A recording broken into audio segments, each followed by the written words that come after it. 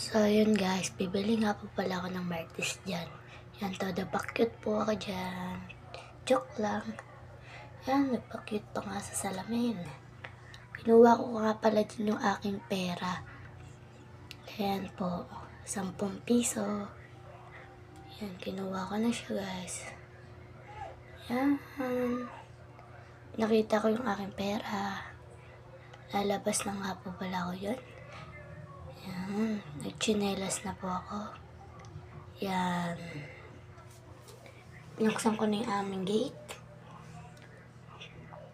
Yan guys. Lalakad na po ako niyan. Ay nako. Yan guys, so. Malapit lang pala yung bibilin ko guys. Yan.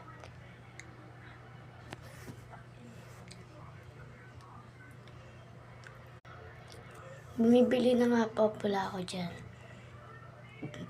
Kinuha ko na po yung Martis. At nagbayad na ako. Guys, so yung favorite kong Martis.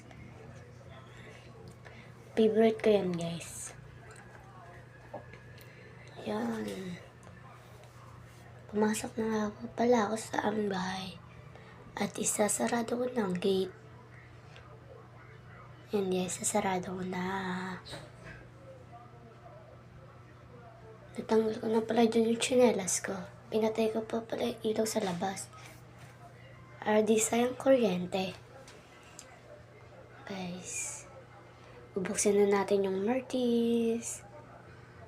Yan. Open ko na siya guys. Yung. Yummy!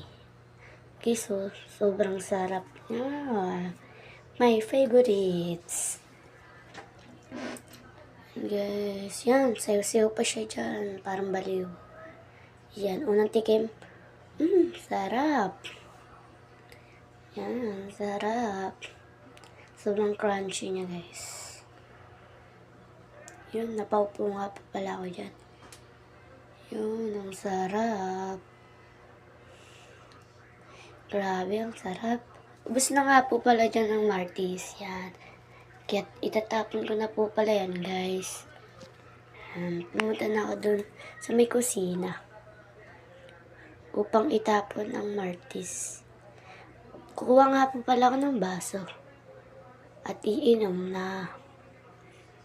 Yan, guys. Kinuha ko na yung baso. Yan. Nalagyan ko na ng tubig. Inom na.